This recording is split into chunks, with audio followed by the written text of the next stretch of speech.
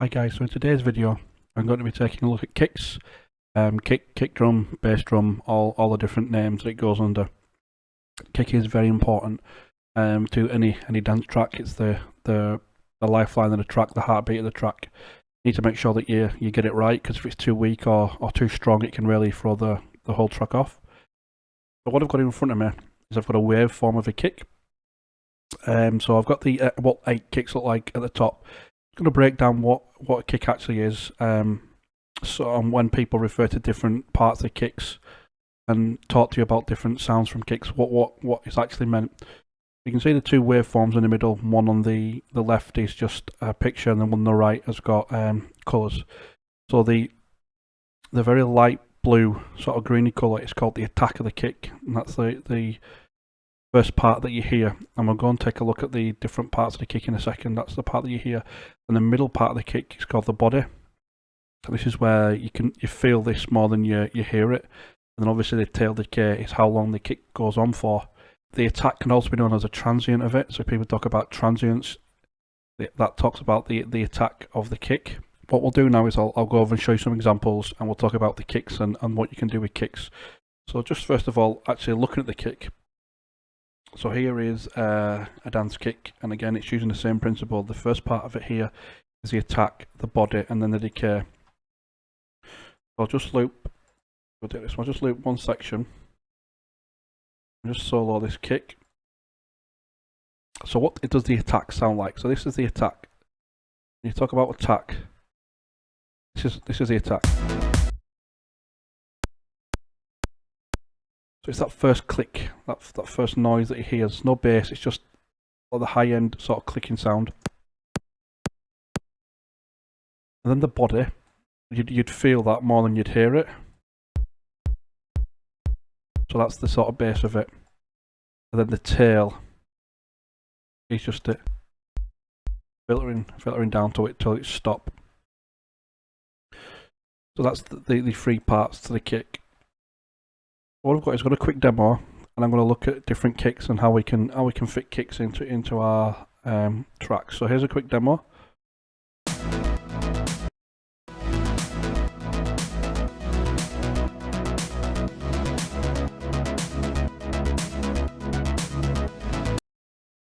Look at different things we can do with the kicks and different effects we can add, and how you can make your kick fit in the mix. So first of all, I want to use this kick. So just solo the kick for you.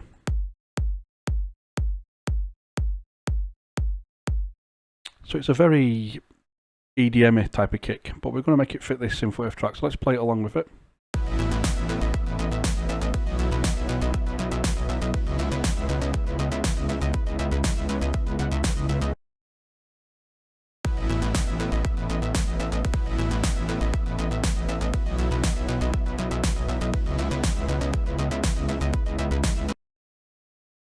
So it does fit in the track quite nicely there. So what I'm going to do now, I'm going to open EQ and show you how we can affect the different parts of the kick. So when people talk about the punch, what part of the EQ scale can we hear the punch at? So the punch is up the top end.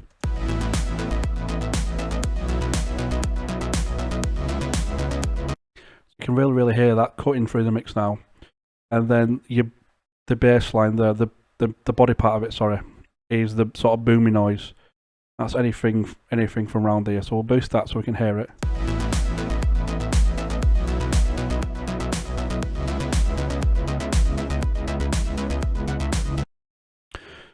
Problem areas with kicks tend to be around 200 Hz, so we can sometimes reduce that if we need to. But listening to this kick, one thing I will say though is it's very important that not all kicks need to be processed and processed and processed. If you're pulling kicks from sample packs, chances are they've already been EQ'd and already been processed. And when you then process them again, and then when the master obviously processes them again, it can really take away the impact of the kick. So remember, you don't always need to EQ and do stuff to kicks. And you know, if it fits in the track nicely, it fits in the track nicely. If you're finding yourself having to EQ and distort and compress and then multiband, if you're doing all those stuff, it's probably not the right kick. So it would be better job to just find a different sample or a different sound rather than try to over process it. So listening to this kick, what I'm hearing is we could maybe do with a bit more punch coming through. It's very bassy, so we could maybe look at taking some of that bassiness away.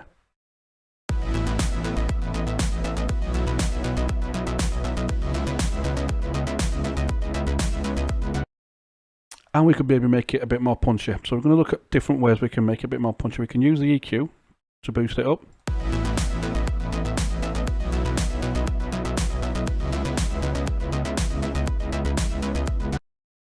That's one way of adding a bit more punch into it. But what I'm going to do this time, I'm going to add a compressor in. Now I'm going to be doing a video on compressors soon, so I won't go into too much detail, but we'll look at a compressor. So we want to make it more punchy, and when we mean more punchy, we want the very start of the kick, so the attack of the kick, to come through more.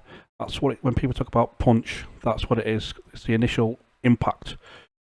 So what we're going to do with this compressor is we're going to move the threshold up until it starts grabbing the peak of the kick. So until it starts grabbing this part, because look, if we bring the compressor down, the threshold down, when we get to about here, it will grab the peak of the kick and it'll let the peak of the kick through. So let's do that.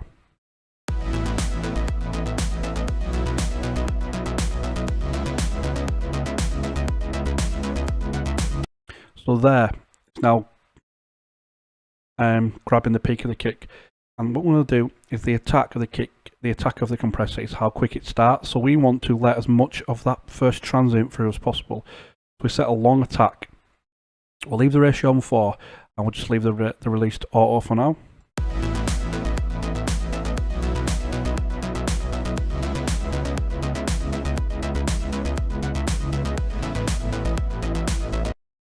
And because obviously we're compressing the kick, it's going to be losing a little bit of volume. So we can add this back in by turning on manual makeup gain.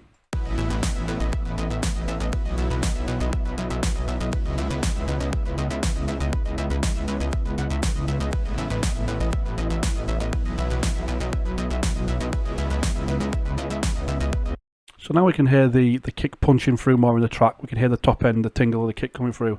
Let's take away this compressor and see what it sounds like. A and B it.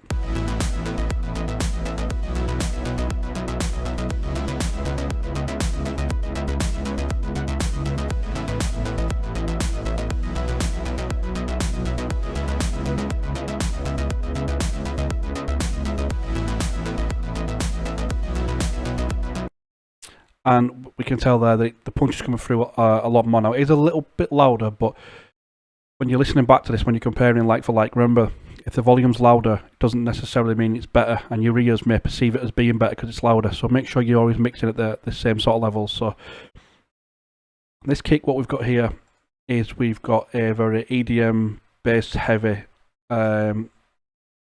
style kick, and we've managed to take away some of the boominess of it, which is obviously affecting the body, and we've been able to add some more punch, some more impact to the kick.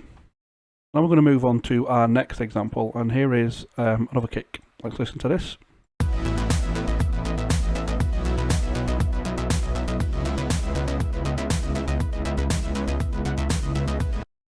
So listen to this kick and examine the kick here. So you can tell there's no impact. There is no punch relative to this kick. There is no tack. There's a bit here, but then it's straight into the body. So we don't really have a punchy sort of a kick cutting through the mix. But I really like the body of this mix, the kick. I really think this sounds really good, and the length of the kick is very good as well. Listening back.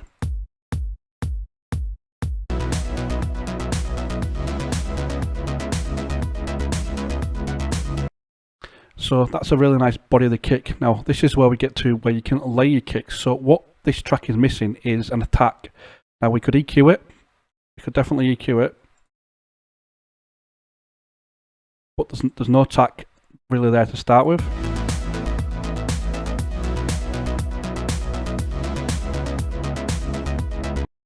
So it's not really picking up any attack, and there'll be no point compressing it because there is no attack. So what we're going to do is we're going to add an attack in. By layering your kick. So I'm going to add this in. I'm going to add this kick in here, and as you can tell, this kick has got a nice attack on it.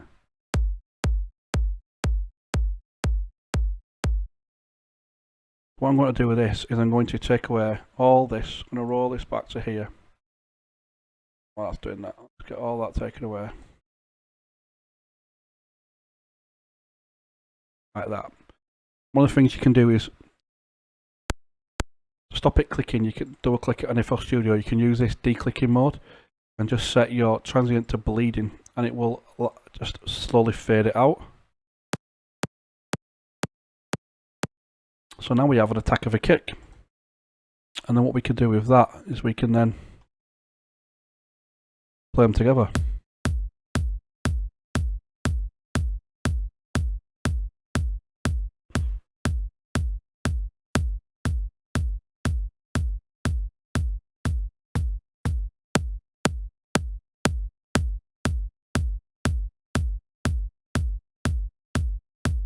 So now our kick has an attack. Let's listen back to that with it in.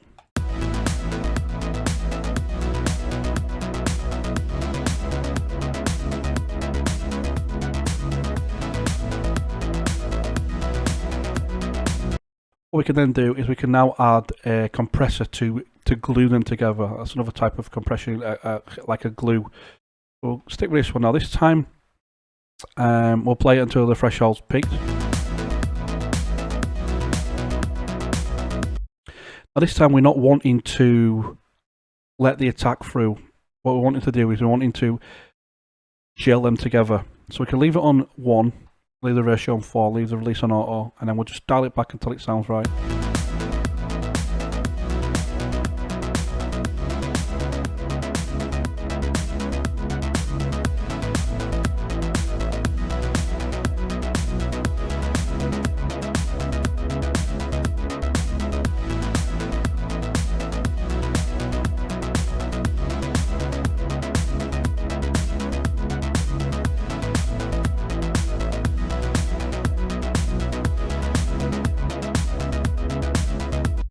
So there we go. So we've managed to take a kick that we like and add some attack into it to make sure it's cutting through the mix.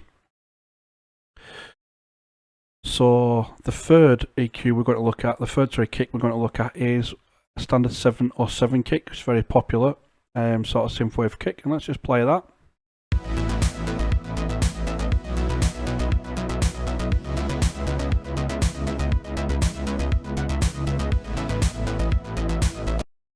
This is a different type of kick. This has a very, very short body. It has very little attack. We can see the attack here, but it's very short body. So what we want to do with this one, we're going to add some EQ onto this to make this fit in the mix more. Let's add some EQ on this.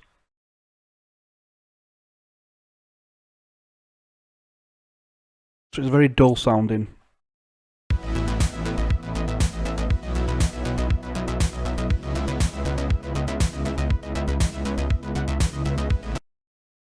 The kick is very thumpy as well, so we can hear it thumping. We can hear the thump louder than the attack, and we can hear the thump louder than the sort of decay. So we're going to get a compressor on this as well to sort of flatten the mix out on one. Again, we're going to use this compressor here from Waves.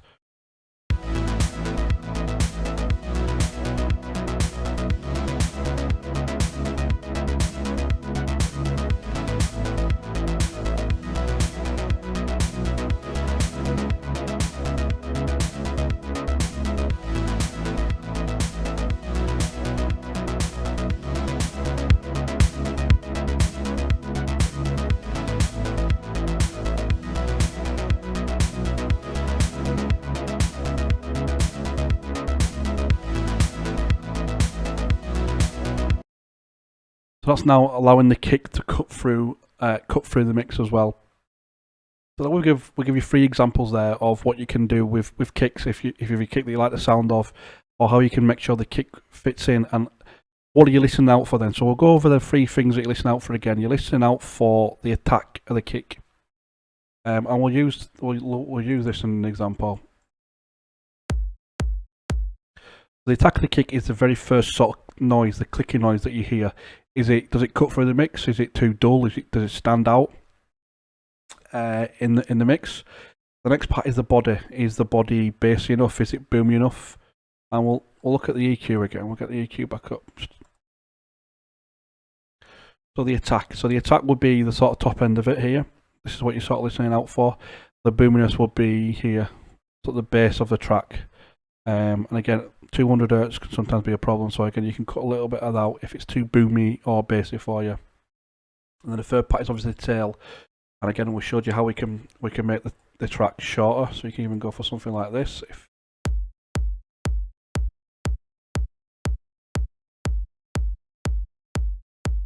If you don't want the kick to be as long, or if it kick clashing too much with the bass, we can pull the kick back. So there are the 3 different ways we can sort of look at kicks. Just a couple more things then on kicks before we sort of wrap this up. And the first thing is key.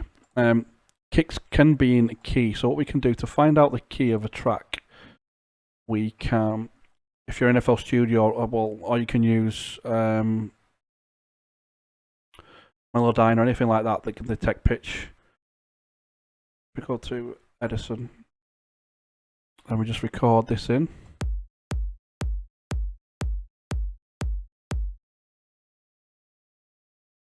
Stop, and we go to this one here, and then you can go to detect pitch regions. Zoom in on this, we can see that this kick is in F sharp. Don't know what that's doing, but it's in F sharp. That's what it's detecting there. So does your kick need to be in the exact same key as your track, or does it need to be the same bass as your track? Well, ideally, you would want to make sure that the bass drum is in the same key as a chord in your track. So if we go into, if we quickly pull up, this. No, don't like that one. Use this one here. Yep. So for people that are too familiar with chords, if you can use a stamp tool. So we can go up into the stamp tool and pull a major.